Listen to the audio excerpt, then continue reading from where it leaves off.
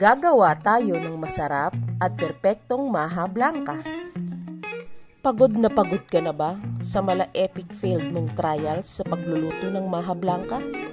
Kung hindi sobrang lambot at labsak, sobrang dry naman at matigas. Then worry no more.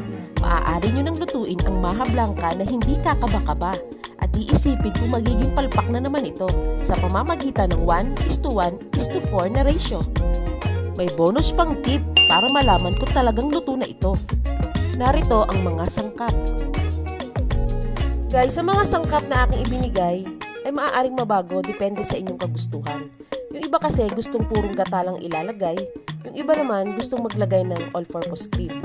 So basta susunod lang tayo sa 1:1:4 na ratio. Ano nga ba ito? Isang parte ng cornstarch at isang parte ng asukal. At magkakaroon ng 4 na parte ng liquid. So bahala na kayo kung anong gusto nyong liquid na ilalagay.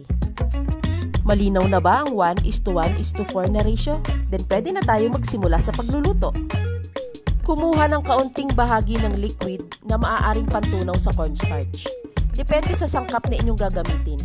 Basta, stick lang tayo sa 1:1:4 na ratio.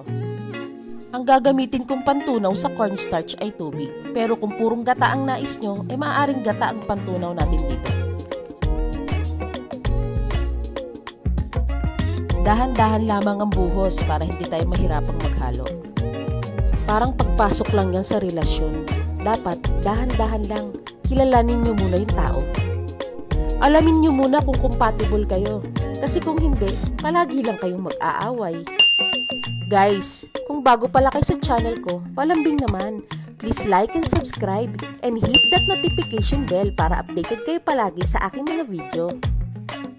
Alam nyo ba guys na naimbento ni Thomas Kingsford noong 1842 ang cornstarch nung madiskubre niya kung paano i-isolate ang endosperms from corn kernels habang nagtatrabaho siya sa wheat starch factory sa New Jersey.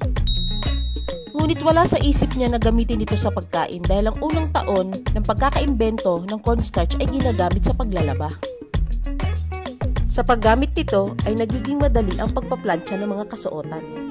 Pinaniniwalaan din na mas nagiging matibay ang mga tela. Wow! Sa isang kaldero ay pagsama-samahin na lahat ang natitirang ingredients.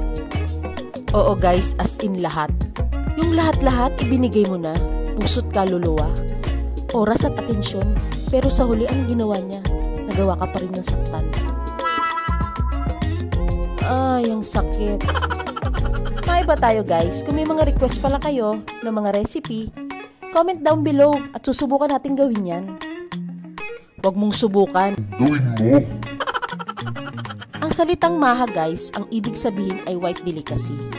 Nung itinuro ito sa atin ng mga Spanish, ang original na kulay talaga nito ay kulay puti. Pero sa paglipas ng taon, gumagamit ng food color ang mga tao kaya may makikita na kayong iba't ibang kulay nito. Malayo na rin ang narating ng maha blanca. Nagkaroon na ito ng iba't ibang flavors. Minsan may makikita kayong ubi flavors. Wow! Isa lang ito sa medium fire.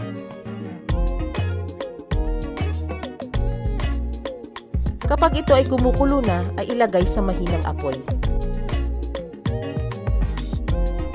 Dahan-dahang ilagay ang tinunaw na cornstarch.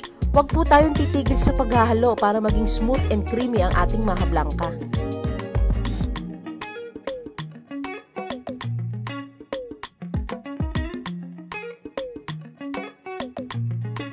Kung mapapansin ninyo ay walang tigil sa paghahalo ang aking ginagawa. Mahalaga po ito para ma-ensure na smooth and creamy ang ating maha blanca at hindi magbuo-buo. As much as possible, dapat one direction lang ang ating paghahalo.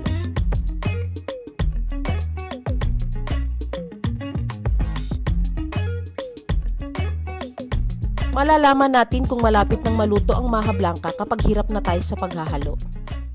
Naranasan nyo ba yun? Yung hirap na hirap ka na. Ayaw mo pang bumitaw, pero dahil sa hirap mo, kailangan mo nang bumitaw. Ganito ang pag-check para malaman nating luto na. Ilagay natin siya sa tubig.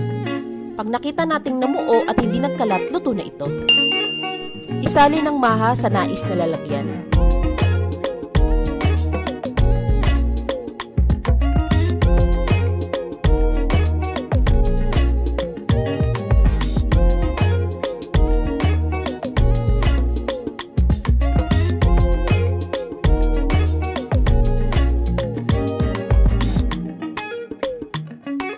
Habang mainit pa, itaktak natin guys para maging smooth ang ibabaw. Maglalagay din ako ng grated cheese sa ibabaw. Dahil sa cheese, magkakaroon ng alat tamis na lasa. Lalong sasarap at mag-i-enhance ang flavor ng maha blanca. Maaari rin kayong gumamit ng latik o kaya dinurog na mani.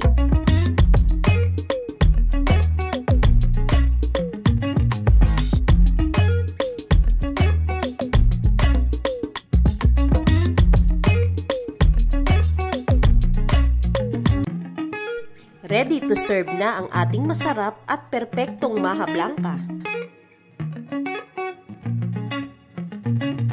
Hanggang sa muli!